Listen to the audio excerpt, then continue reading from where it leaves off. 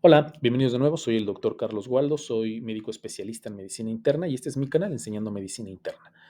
El día de hoy toca subir una clase que es un tema a desarrollar, está más que nada dirigido a personal de salud, sobre todo por los términos que utilizo, por los análisis que realizamos en el transcurso de la plática, pero pues la verdad es que cualquiera puede ver este tipo de plática si está interesado.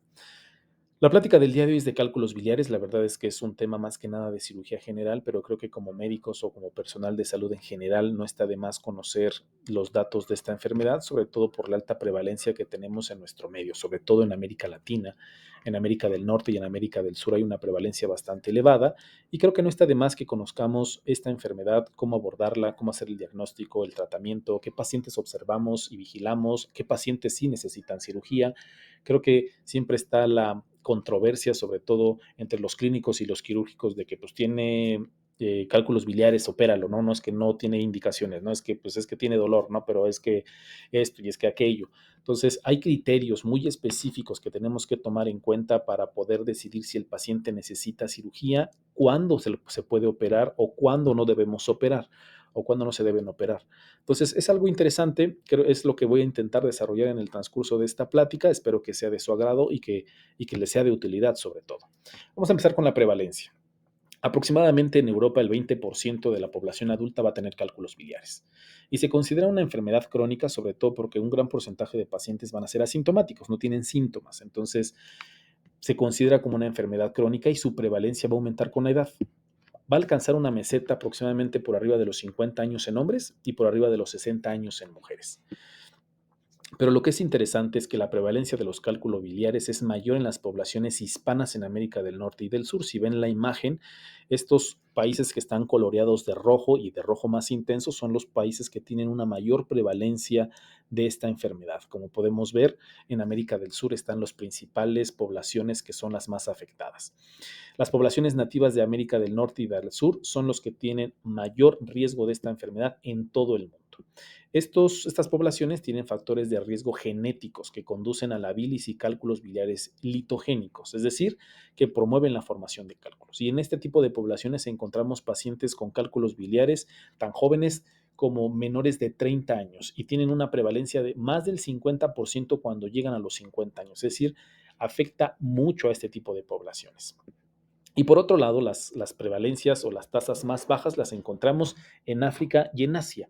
Tienen hasta entre el 5 al 20%, son las menos afectadas, aunque recientemente se ha encontrado que han aumentado discretamente la prevalencia, sobre todo por la introducción de dietas altas en calorías, altas en carbohidratos, bajas en fibra, es decir, una sobrenutrición, y esto ha provocado y menores tasas y mayores tasas de sedentarismo, inactividad física. Esto ha provocado que la prevalencia incremente un poco o más, pero siguen siendo las poblaciones menos afectadas. Entonces, las más afectadas en términos generales son América del Norte, América del Sur, nativos americanos, son los mexicano-americanos, también son los más afectados, que es un dato muy importante que nos va a servir un poco más adelante, sobre todo para la toma de decisiones de quién operar o no operar. La mayoría entonces de los casos van a ser asintomáticos, ya que la mayoría de este tipo de pacientes se va a encontrar los cálculos de una manera incidental. Al hacer un estudio de imagen de rutina o al estar buscando algún otro tipo de problema, encontramos que el paciente tiene cálculos biliares. Y alrededor del 20% de estos pacientes van a presentar algún tipo de complicaciones clínicamente significativas en el transcurso de su vida, pero un gran porcentaje o la mayoría de los pacientes van a ser asintomáticos.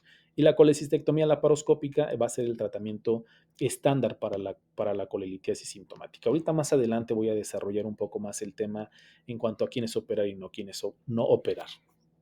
Pero vamos a hablar un poco más sobre los cálculos biliares. Se pueden clasificar en dos categorías principalmente, sobre todo por su composición química predominante en colesterol o pigmentados. Los colesterol son los más comunes que vamos a encontrar. Hasta el 75% de los cálculos biliares van a ser de estas características. Antes se pensaba que este tipo de cálculos eran causados por inflamación de la vesícula biliar, la éstasis biliar y la absorción de sales biliares de la mucosa dañada, que no parecía una opción nada descabellada. Sin embargo, en los estudios recientes se sabe que los cálculos biliares compuestos de colesterol o por esta sustancia en específica son resultado de sobresaturación de la bilis causada por la hipersecreción de colesterol en la vesícula biliar, la poca movilidad de la vesícula, la nucleación y cristalización acelerada del colesterol y la acumulación de gel de mucina, que es lo que amalgama todas estas cuestiones para que se provocan el cálculo. Es decir, pasa de un estado líquido el colesterol a un estado sólido el colesterol por todas estas interacciones químicas que desarrollan en la vesícula biliar. Y por otro lado tenemos los cálculos pigmentados que vamos a encontrar de dos tipos, los de pigmento negro y los de pigmento marrón o cafés. Estos cálculos pigmentados son el resultado pues, de un metabolismo anormal de la bilirrubina. Ahorita vamos a ver por qué. La bilis de pacientes con cálculos pigmentarios negros o marrones contienen cantidades excesivas de bilirrubina no conjugada. Los pacientes que tienen de pigmento negro son aproximadamente entre el 10 al 15% de todos los pacientes con cálculos biliares y se van a formar en vesículas biliares no infectadas. Esto es un dato importante porque ahorita más adelante vamos a ver que los pacientes con de pigmento marrón o café tienen la característica de que son una vesícula, una vía biliar infectada que va a provocar que se formen ese tipo de cálculos. Particularmente los de pigmento negro se van a presentar en pacientes que tienen afecciones que aumentan la concentración de bilirrubina sistémica. Por ejemplo, los pacientes con anemias hemolíticas crónicas, como van a estar en la destrucción de eritrocitos de manera constante, pues esta destrucción de los eritrocitos va a provocar una cantidad importante de bilirrubina que va a generar que se produzcan este tipo de cálculos. También aquellos pacientes que tienen eritropoyesis ineficaz, enfermedades ciliales, resecciones ciliales extendidas o en aquellos pacientes que tienen cirrosis hepática. Mientras que por otro lado, los cálculos de pigmento marrón solo representan entre el 5 al 10% de todos los cálculos biliares y consisten principalmente en sales de calcio de bilirrubina no conjugada, como ya les había comentado, con cantidades variables de colesterol, ácidos grasos, pigmentos, glucoproteínas de mucina, sales biliares, fosfolípidos y residuos bacterianos. Eso es bien importante. La éstesis, o sea, va a haber una éstasis en la vía biliar porque va a haber una obstrucción, va a haber una infección biliar, sobre todo y especialmente por Escherichia coli, que son dos condiciones esenciales. Es que hay una obstrucción con éstasis biliar y una infección de la vía biliar, una infección de esta éstasis biliar.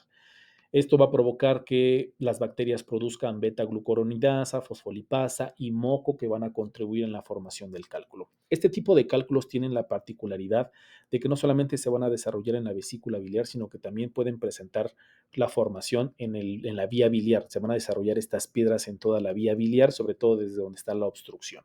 Pero la condición particular es que hay una obstrucción, infección y producción de estas sustancias de las bacterias para que se produzcan este tipo de cálculos, pero son los menos frecuentes. Pero va a haber factores de riesgo, va a haber personas que van a estar más propensas a desarrollar cálculos que otras. ¿Cuáles son estas personas? Personas la edad. Los mayores de 40 años, entre 40 a 69 años, van a tener 4 veces más posibilidades de desarrollar que en las personas jóvenes. El sexo femenino, sobre todo las mujeres en edad reproductiva, van a tener 4 veces más posibilidades de desarrollar cálculos biliares que los hombres. Aunque después de la menopausia esta brecha se disminuye. El mayor riesgo o el riesgo incrementado en este tipo de personas es porque las hormonas sexuales femeninas, el embarazo y el uso de anticonceptivos orales. Por ejemplo, el estrógeno va a disminuir la secreción de sales biliares, va a aumentar la secreción de colesterol en la vesícula biliar, lo que va a conducir a una sobresaturación del colesterol. La progesterona va a actuar sinérgicamente provocando baja movilidad de la vesícula, es decir, hipomovilidad, y esto va a conducir a una éstasis biliar. La etnia, como ya habíamos comentado en la prevalencia, los mexicoamericanos y los nativos americanos tienen mayor riesgo y la pérdida de peso acelerada. Por ejemplo, después de una cirugía bariátrica se va a producir una menor ingesta calórica, va a promover la éstesis biliar y la lipólisis va a aumentar la movilización y la secreción del colesterol en la vesícula biliar. Esto pues crea un ambiente propicio para el desarrollo de este tipo de cálculos. Trastornos hemolíticos, como ya les había comentado, la anemia hemolítica crónica, la eritropoyesis ineficaz, va a desarrollar este tipo de cálculos, sobre todo de bilirrubina cálcica, de bilirrubina no conjugada. La obesidad y la diabetes, la resistencia a la insulina, el aumento de la éstasis biliar, aumento de la saturación del colesterol, también van a provocar que se produzcan este tipo de cálculos. Entonces, hay cierta población que va a tener más riesgo que otra, también hay que tomarlo en cuenta cuando realizamos el diagnóstico. Si el paciente al que estamos evaluando cae dentro de los grupos de riesgo.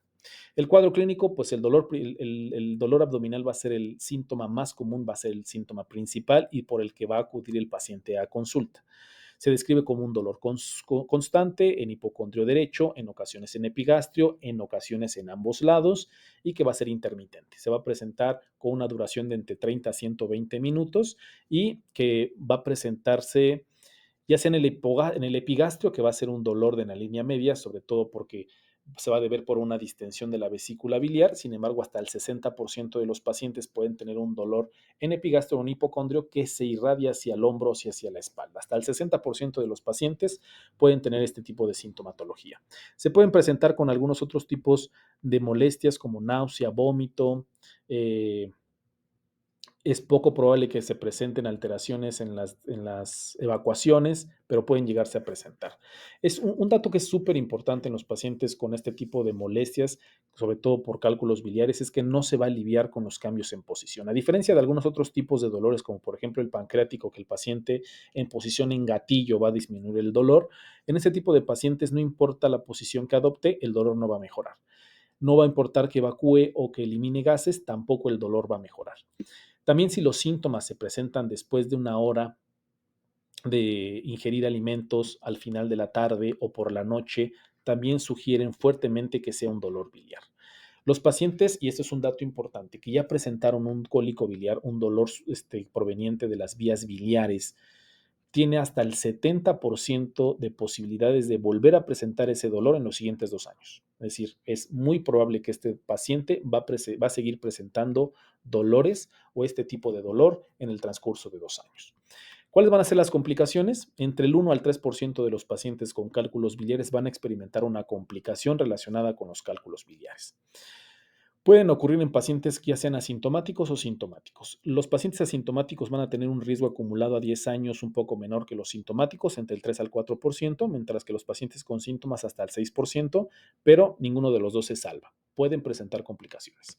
¿Cuáles son las complicaciones? Son las que le estoy poniendo en la parte derecha: colecistitis aguda, crónica, coledocolitiasis, colangitis, pancreatitis, empiema de la vesícula biliar, ictericia obstructiva, fístula coledocoduodenal, perforación de la vesícula biliar, es decir, pueden presentarse muchas complicaciones. Voy a hablar sobre las 4 principales y que es empezar con la colecistitis, que es la inflamación de la vesícula biliar. Es la complicación más común, se presenta hasta el 10% de los pacientes que se encuentran sintomáticos y las características de este problema es que se va a presentar dolor en el hipocondrio derecho que se puede acompañar de anorexia, náuseas y vómito. Y el signo de Murphy se va a presentar. El signo de Murphy es que nosotros al realizar una exploración, al palpar en hipocondrio derecho, mientras le pedimos al paciente que haga una inspiración profunda, el paciente va a interrumpir la inspiración. Nosotros al hacer la maniobra o al apretar en hipocondrio derecho, el paciente va a sentir dolor que va a interrumpir la inspiración que estaba realizando. Este signo tiene una especificidad del 79 al 96% para el diagnóstico de colecistitis aguda. Los marcadores de inflamación sistémica como fiebre, leucocitosis, PCR elevada son también altamente sugerentes de colecistitis aguda. Entonces, si tenemos las dos, signo de Murphy, síntomas sugerentes, más elevación bioquímicas o alteraciones bioquímicas, altamente sugerente de colecistitis. Otra complicación puede ser la coledocolitiasis. Entre el 3.4 al 12% de los pacientes con cálculos biliares van a tener este problema. Van a migrar los cálculos a la vía biliar desde la vesícula, conducto cístico, hasta llegar a la vía biliar y pueden obstruir el conducto biliar común, va a alterar el flujo normal de la bilis, provocar ictericia, también puede provocar prurito, dolor en hipocondrio derecho, náusea y vómito, y también vamos a encontrar dentro de los estudios de laboratorio elevación de las bilirrubinas, transaminasas y fosfatasa alcalina. La extirpación de la vesícula biliar en ocasiones puede que no elimine por completo de los cálculos en las vías biliares, ya que los cálculos pueden permanecer o reaparecer después de la cirugía. Otro problema importante es la colangitis, la infección bacteriana aguda del sistema biliar, y esto se está asociado con la obstrucción del conducto biliar común. Los síntomas comunes de la colangitis aguda va a ser lo que nosotros conocemos como tríada de Charcot, que va a ser dolor en hipocondrio derecho, fiebre e ictericia. Sin embargo, estas 3 condiciones se van a presentar solamente en el 50 al 75% de los pacientes que tengan esta condición. Por eso es bien importante que si nosotros tenemos sospecha de esta enfermedad, pero no cumple con los tres síntomas, no podemos descartar el problema. Porque me ha tocado en el ambiente clínico, en el ambiente hospitalario, que me dicen, no, no puede tener colangitis porque no tiene fiebre. Oye, pero tiene piedras en la vesícula, tiene dolor en hipocondrio, tiene ictericia, o sea, agua pasa por mi casa. Entonces no podemos descartar este problema si no contamos con la triada. O sea, si no tiene la triada, no lo podemos descartar. Y en los pacientes que están mucho más graves pueden presentar la pentada de Reynolds, que es la triada de Charcot más alteraciones en el estado de conciencia con choque séptico. Son pacientes muy graves que en ocasiones van a necesitar ingreso a la terapia intensiva y tratamiento especializado. Pero aparte van a presentar leucocitosis y niveles elevados de marcadores de inflamación como la PCR, elevación de transaminasas, de bilirrubinas y fosfatasa alcalina. Y por otro lado, la pancreatitis. 4 a 8% de los pacientes con cálculos biliares van a desarrollar pancreatitis. Si se va a hacer diagnóstico, si hacemos el diagnóstico de pancreatitis, como ya sabemos, dos de los siguientes criterios: dolor abdominal, niveles de amilasa o lipasa 3 veces por encima del límite normal, o hallazgos por imágenes que sugieren pancreatitis aguda. Y aparte tenemos ALT elevada por arriba de 150 unidades por mililitro, es altamente sugerente de que el problema de la pancreatitis o la etiología de la pancreatitis sea por litiasis biliar. El diagnóstico, sobre todo por la facilidad de conseguir el estudio, el tiempo, los costos, que la mayoría de los hospitales lo tiene, es el ultrasonido. Tiene una sensibilidad entre el 84 al 89%, que no es nada mal, y una especificidad de hasta el 99%. ¿Qué es lo que vamos a encontrar en este estudio en los pacientes con colecistitis aguda? Engrosamiento de la pared de la vesícula, agrandamiento de la vesícula biliar, presencia de líquido pericolecístico y dolor a la palpación provocado por el transductor. Es decir, va a reproducir el signo de Murphy, pero con el transductor del ultrasonido. En caso de que existe alguna discordancia o que tengamos dudas sobre el diagnóstico de este problema, podemos pasar a otro tipo de estudios para hacer el diagnóstico. Sin embargo, es poco común que nosotros echemos a mano de este tipo de estudio, como por ejemplo el gamagrama. La colecistitis aguda principalmente es un diagnóstico clínico y que normalmente no requerimos más estudios además del ultrasonido. Pero en dado caso de que hay algún tipo de discordancia o algún tipo de duda, este podría ser un estudio que podemos realizar. Se realiza con un marcador con tecnesio, se pone por vía intravenosa, es absorbido rápidamente por el hígado y luego secretado por la bilis. Tiene más sensibilidad que el ultrasonido, hasta el 97%. Hay que recordar que el ultrasonido tenía hasta el 89% y la especificidad es prácticamente la misma. Este es un ejemplo de un gamagrama, es en la figura, se observa en la parte, en la letra A, un hígado normal visible a los 10 minutos después de la inyección intravenosa con el análogo marcado. En el panel B, a los 55 minutos después de la inyección, se puede ver el llenado del conducto biliar, que es la flecha, y la vesícula biliar, que es la punta de la flecha. En el panel C, una hora después de la inyección del marcador en un paciente con colecistitis aguda y obstrucción del conducto cístico, se llena el conducto biliar, que es la flecha que está ahí, pero no se llena la vesícula biliar. Entonces podemos hacer el diagnóstico con este estudio. Si bien es más sensible que el ultrasonido, pues el ultrasonido siempre va a ser un estudio mucho más económico, mucho más rápido, va a estar más disponible, toma menos tiempo realización, no implica exposición a la radiación y podemos evaluar otras cuestiones además de la vesícula, como dilatación de la vesícula biliar, cálculos biliares, en fin. Entonces, siempre va a ser la primera opción el ultrasonido abdominal. Pero no solamente nos interesa ver cómo se encuentra la vesícula o si hay cálculos en la vesícula. Siempre que sospechemos en un paciente o que estamos evaluando un paciente con litiasis biliar, tenemos que explorar el conducto biliar común o la vía biliar para ver si no encontramos litos en esta parte. Cuando se sospecha colangitis aguda por coledocolitiasis, el ultrasonido es una prueba inicial prudente para buscar cálculos biliares o dilatación biliar. Podemos buscar cualquiera de las dos. Si el ultrasonido no observamos cálculos, tenemos que ver si no hay dilatación de la vía biliar. Sin embargo, la sensibilidad del ultrasonido, la verdad es que sí es baja en este tipo o buscar este tipo de problemas, hasta el 55% para visualizar cálculos en el colédoco. Es un poco más alta, hasta el 87% si observamos dilatación, que es un marcador sustituto de los cálculos. Si no vemos cálculos pero vemos dilatación, es altamente sospechoso de que realmente haya cálculos en la vía biliar. El diámetro normal del conducto biliar va a variar entre 3 a 6 milímetros, pero va a haber algunas condiciones que hagan que sea un poco más grande. Por ejemplo, en los adultos mayores va a ser un poco más grande.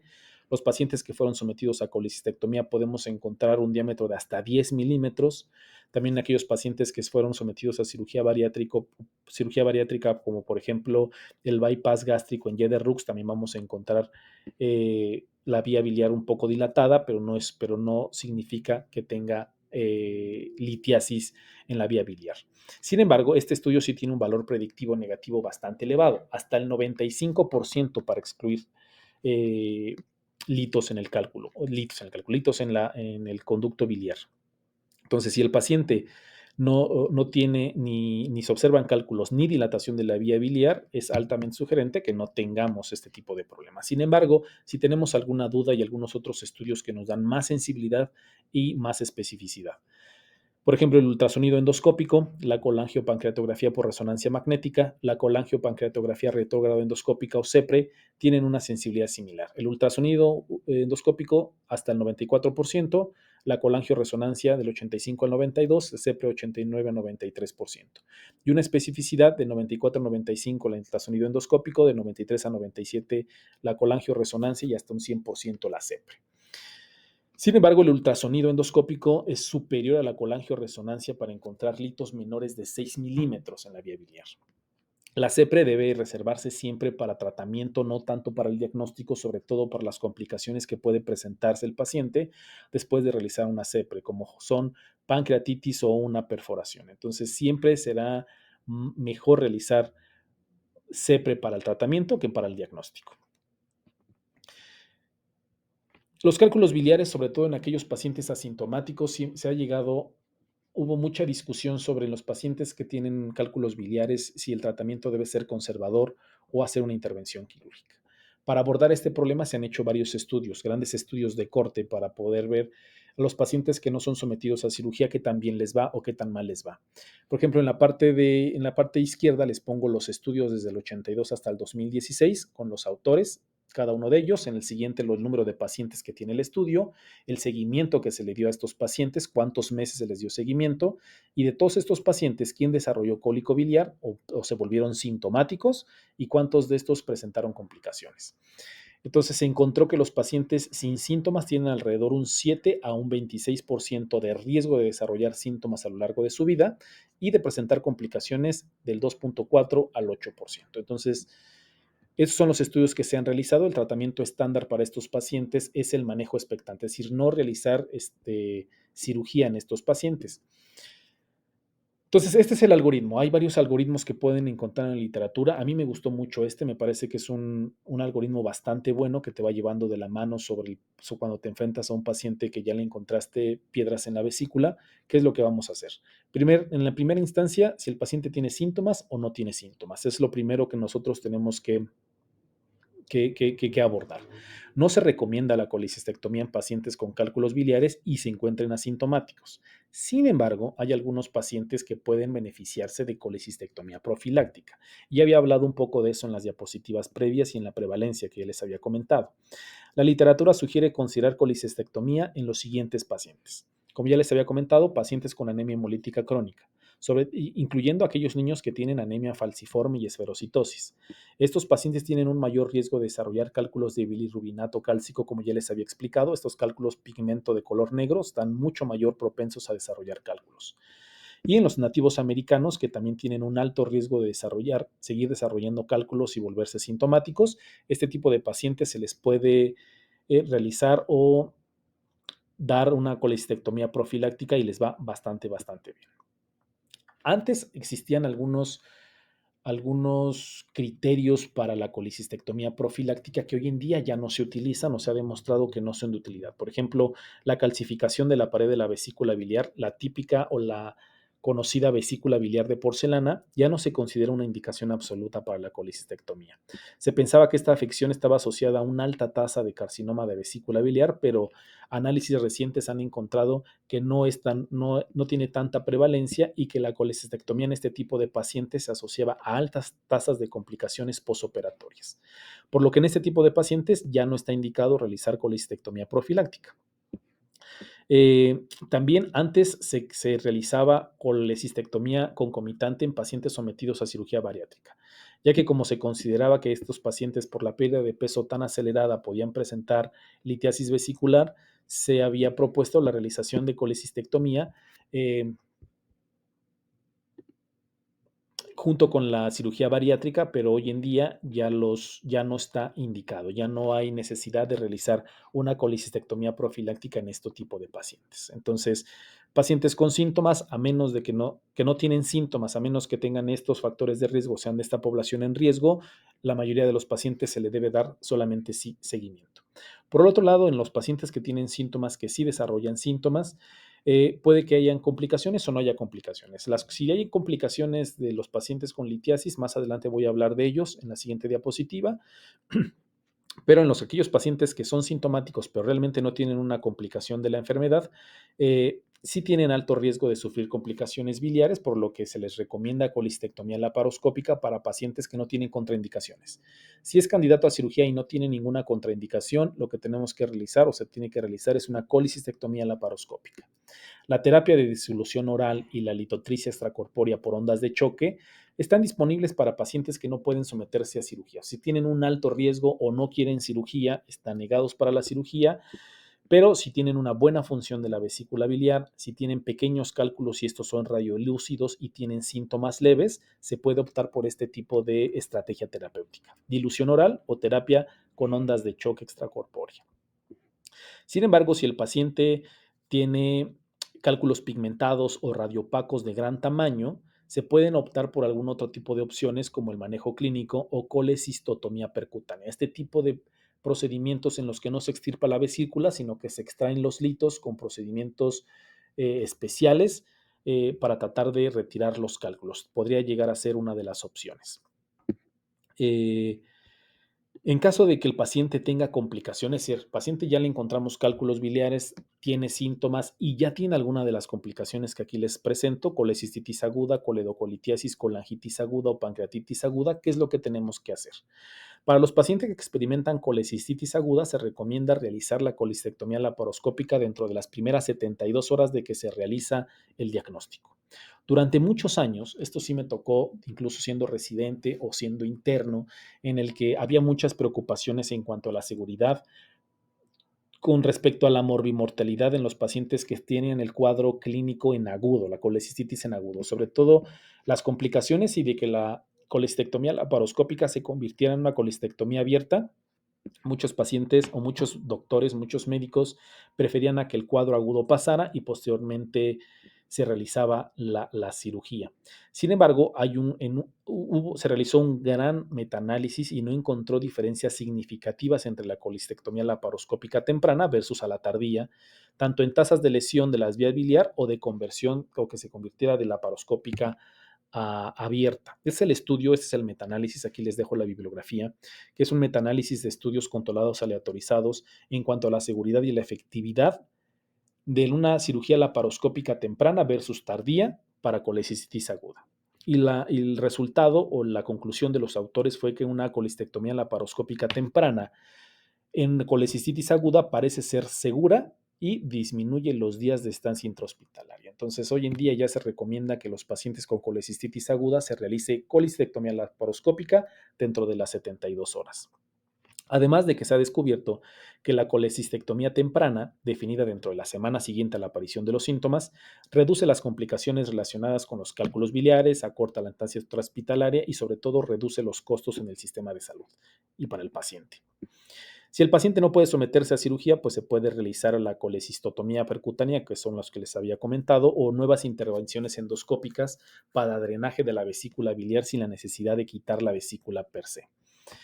La coledocolitiasis voy a hablar un poquito más adelante de ella, necesita un algoritmo especial, pero vamos a pasar al que sigue, a la colangitis aguda.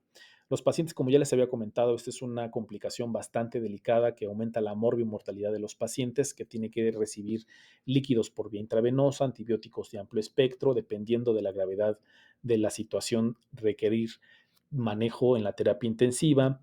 La descompresión biliar debe realizarse lo antes posible para disminuir el riesgo de morbilidad y mortalidad. Y para la colangitis aguda, la CEPRE es el tratamiento de elección. En este tipo de pacientes está indicado la realización de CEPRE. En cuanto a la pancreatitis, los pacientes con pancreatitis aguda por cálculos biliares deben recibir tratamiento conservador con soluciones isotónicas intravenosos, control del dolor y después una colecistectomía laparoscópica. También, igual que la colecistitis aguda, hoy en día todavía se sigue debatiendo el momento oportuno para realizar la colecistectomía laparoscópica en este tipo de pacientes. Los estudios realizados durante la era de la colecistectomía abierta, cuando no había colecistectomía laparoscópica, pues la verdad es que sí informaban resultados pues bastante adversos y no muy alentadores. Sin embargo, pues en estudios recientes se ha encontrado que en los pacientes que tienen una pancreatitis leve o no tan grave puede realizarse la colecistectomía. Por ejemplo, este estudio de 1999 de UL y colaboradores informaron que 48 de 77 pacientes que ingresaron con pancreatitis aguda por cálculos biliares pudieron someterse a una colecistectomía laparoscópica durante el mismo ingreso. Las tasas de éxito fueron del 85%, 30 a 35 pacientes en aquellos con enfermedad leve y del 62%, es decir, 8 de 13 pacientes con aquellos con enfermedad grave. ¿Qué concluyeron estos autores? Que la colecistectomía laparoscópica podía realizarse de manera segura dentro de los 7 días en pacientes con enfermedad leve, mientras que en casos con enfermedad grave debe transcurrir al menos 3 semanas debido al riesgo de infección. En otro ensayo aleatorizado publicado en 2010 por Abulian y colaboradores, también informaron que la duración de la estancia intrahospitalaria, que era el criterio de valoración principal, fue más corta en 25 pacientes sometidos a colistectomía laparoscópica temprana, es decir, dentro de las 48 horas posteriores al ingreso, que en 25 pacientes sometidos a cirugía después del ingreso.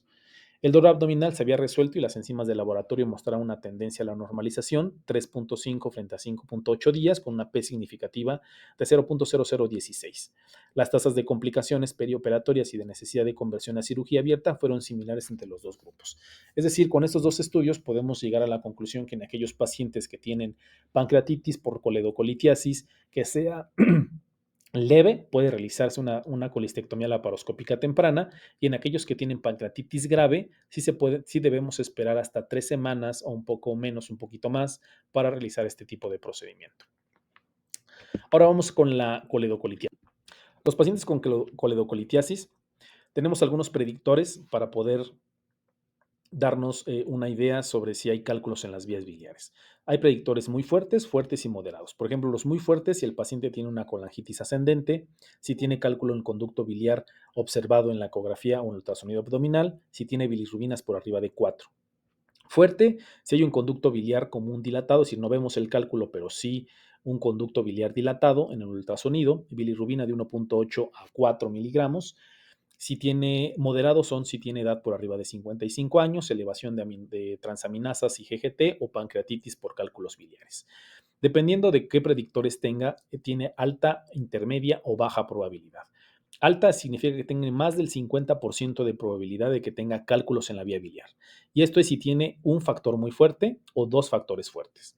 Intermedio, es decir, 10 a 50% de posibilidades de que tenga cálculo en la vía biliar si tiene todos los demás. Y bajo si no tiene ninguno de los predictores. Con base a esto, nosotros vamos a tomar la decisión, ya sea que tenga una alta posibilidad, una intermedia posibilidad o una baja posibilidad. Para pacientes con cálculos en las vías biliares, las guías de la American Society for Gastrointestinal Endoscopy sugieren que los pacientes con una probabilidad intermedia o alta de desarrollar coledocolitiasis deben someterse a una evaluación preoperatoria o intraoperatoria del conducto biliar común. Entonces, no se salvan. Alta o intermedia, se debe someterse a un estudio de la vía biliar. Con base a los predictores que ya vimos previamente en las diapositivas previas, las guías clasifican las probabilidades como bajas menos del 10%, intermedias del 10 al 50% y altas por arriba del 50%. Los pacientes de bajo riesgo no requieren una evaluación adicional del conducto de la vía biliar común, o sea, se puede realizar colecistectomía laparoscópica. Los pacientes de alto riesgo van a necesitar una CEPRE preoperatoria y extracción de cálculos si es necesario e incluso poner stent si es necesario. Los pacientes de riesgo intermedio deben someterse a imágenes preoperatorias, ultrasonido endoscópico, una colangioresonancia o una evaluación intraoperatoria de las vías biliares según la disponibilidad, los costos, el tipo de estudio que tengamos en el hospital, y en caso de ser negativa, se puede hacer colistectomía laparoscópica. En caso de ser positiva, se debe hacer una exploración laparoscópica del colédoco o CEPRE posoperatorio. Entonces, estos son más o menos un algoritmo diagnóstico que podemos llevar a cabo en los pacientes en los que nos enfrentamos con una con litos en la vesícula y si son sintomáticos o no sintomáticos. Espero que haya sido de su ayuda, espero que haya sido importante para ustedes. Para mí me parece bastante orientador este tipo de algoritmos en los que nos llevan de la mano sobre cómo se presenta nuestro paciente para poderle dar el mejor tratamiento, la mejor orientación. Creo que no está de más siempre estar informado de este tipo de patologías que tienen una alta prevalencia en nuestra sociedad y que son de mucha ayuda.